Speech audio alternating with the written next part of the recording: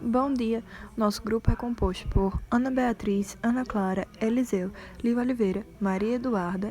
Nós somos do terceiro ano e nosso tema são pilhas comuns.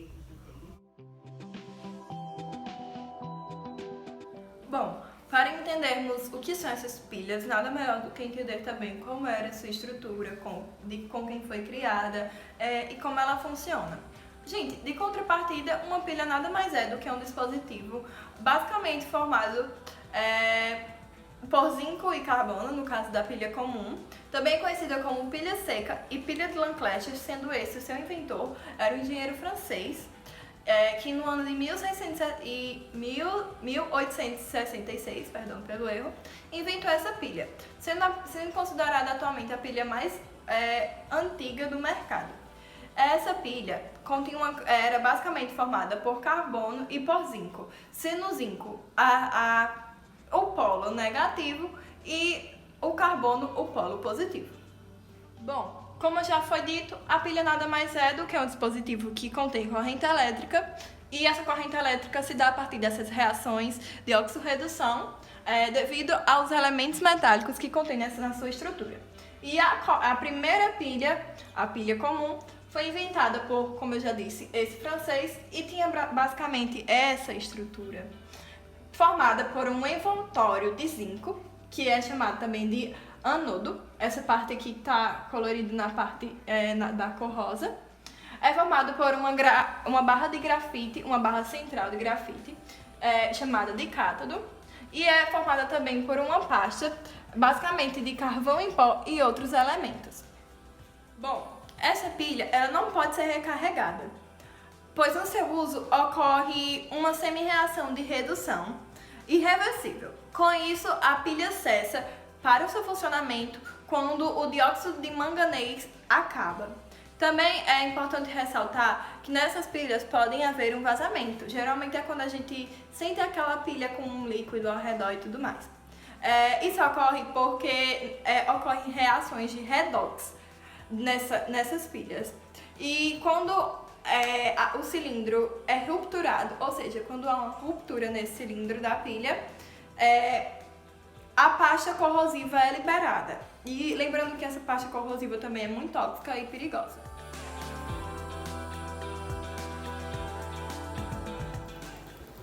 Então, depois de termos analisado um pouco do seu conceito, a sua definição e o que são essas pilhas, agora a gente vai analisar um pouco de quem foi o seu idealizador, como é que essas pilhas surgiram e a partir de quê. Analisando também um pouco do seu histórico. Inicialmente, essas pilhas elas vieram de uma observação feita por Tales de Mileto por volta do ano de 1600. E essa observação foi em relação à formação de cargas por atrito. E depois disso surgiu a necessidade de possuir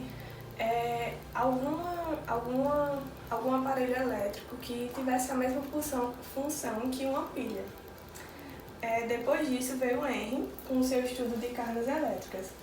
E cada personagem, cada estudioso desse que eu vou citando durante o slide, foram meio que uma evolução do outro. Galvani ele foi uma evolução de Henry. Ele estuda o que Henry fez e ele melhora. E depois disso veio o Galvani, que ele descobriu que a eletricidade ela poderia ser armazenada nos músculos e que os nervos eram capazes de transferir essa energia. Visto isso, vem Alessandro Volta, que ele foi um estudioso e ele também trabalhava numa faculdade de medicina como professor, e ele analisou justamente uma rã dessecada. Ele colocou a rã em sua mesa junto com alguns outros equipamentos. E ele viu que, como nessa imagem mostra, que quando ele encosta o bisturi nessa rã, ela possui alguns movimentos. Porém, só possui movimento quando essa bisturi ela é composta por dois metais, como aqui temos o cobre e o zinco. Quando o bisturi era só por um metal, a rã não tinha movimento. E ele analisou também que os melhores componentes químicos para para introduzir nesse bisturi para que a rã pudesse possuir esse movimento seria o zinco e o cobre.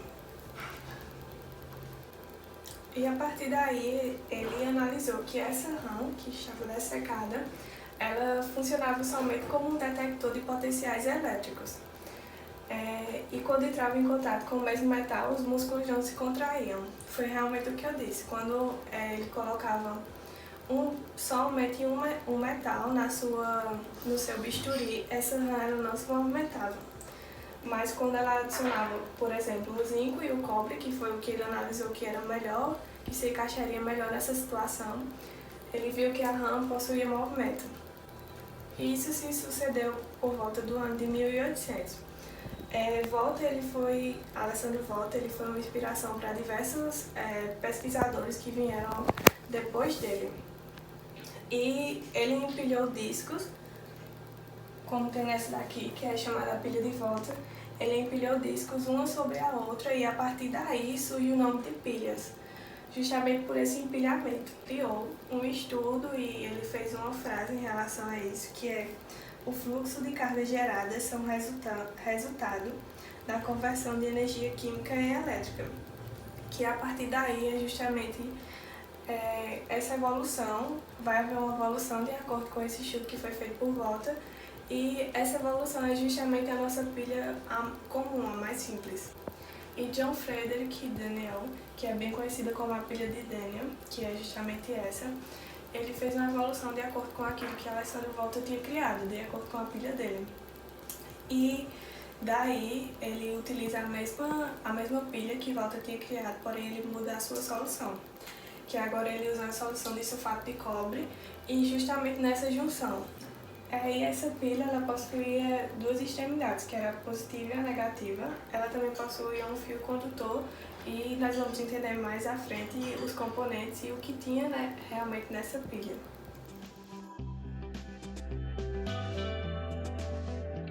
Bom, eu vou falar sobre o funcionamento da pilha, de uma pilha comum. Ou seja, dentro dessa pilha a gente tem um ânodo, que é o polo negativo, que é onde ocorre a oxidação no zinco metálico, que fica envolvido no envoltório da pilha, e da parte do polo positivo, que é o cátodo, que é onde ocorre a redução do manganês de NOx mais 4 para o NOx mais 3, que está presente na pasta úmida que fica dentro da pilha, na parte interna. E essa mistura pastosa ela é constituída de cloreto de amônio, NH4Cl, e o óxido de manganês, que é o MnO2. E o carbono pulverizado. O zinco transfere os seus elétrons para o manganês por meio da barra grafita central, que em razão disso é considerada o polo positivo do círculo externo da condução dos elétrons. Bom, a pilha seca produz uma voltagem de apenas 1,5 volts, mas pode ser melhorada com seu uso descontínuo, ou seja, alternar períodos de uso com repouso fora do produto, e a sua composição é dada segundo o esquema básico de partes principais da reação da eletroquímica. E o seu funcionamento cessa definitivamente quando todo dióxido de manganês é convertido em trióxido de manganês também. Essa reação é irreversível, por isso essas pilhas elas não são recarregáveis. Fala galera, aqui quem fala é Eliseu e hoje eu vou mostrar as aplicações de uma pilha comum. Bom, as pilhas comuns mais encontradas atualmente no mercado são essas amarelinhas e essas pretas com azuis da Panasonic. Bom, com essas pilhas a gente podemos usar em diversas coisas, como brinquedos de crianças, como carro de controle remoto, robôs de brinquedos, como também podemos usar em lanternas e calculadoras. Essas calculadoras podem ser científicas, eletrônicas. Também podemos ver rádios e câmeras, essas câmeras são semi-profissionais, entre outras coisas.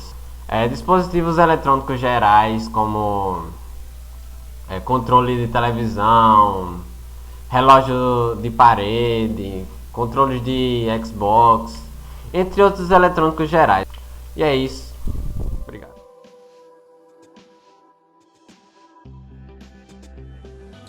E agora vamos apresentar os componentes da pilha comum, pilha seca ou pilha de Leclanché.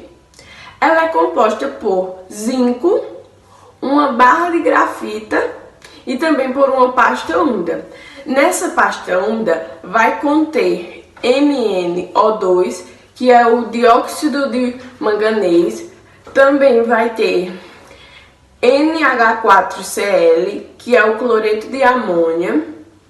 Em seguida vai ter o ZnCl2, que é o cloreto de zinco, e também vai possuir carvão em pó.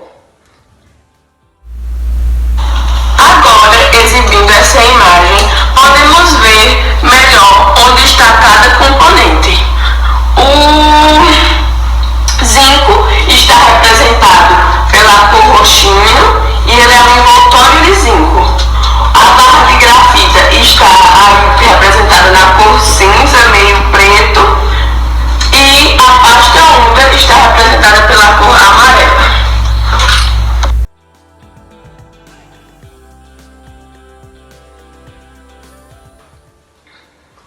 Chegou o momento de demonstrar as reações. Vamos iniciar pelo polo negativo, o ânodo. Lá vai estar ocorrendo oxidação. E quem vai oxidar?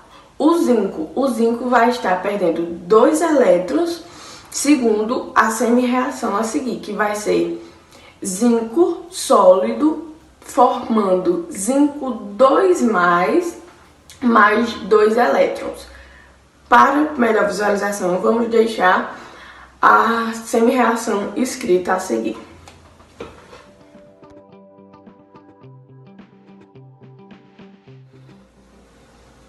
Na pilha também vamos ter o polo positivo, o cátodo, que vai ser a barra de grafita envolvida por dióxido de manganês e pelos outros componentes da pasta úmida, que são o cloreto de zinco, o cloreto de amônio, água e o carvão em pó.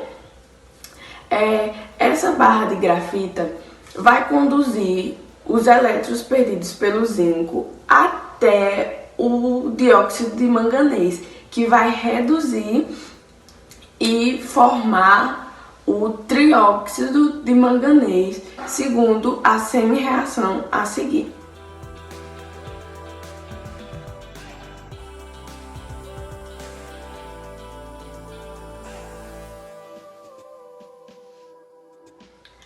A pasta úmida vai ter o papel de ponte salina, pois vai fazer com que ocorra a migração dos ânions de hidroxila da barra para o zinco. Agora que já demonstramos as reações de oxidação e redução, onde podemos ver o movimento dos elétrons que fazem o funcionamento da pilha, vamos para a terceira reação, que é a reação global, que vai ser a junção da reação de redução com a reação de oxidação, e vai ser dada por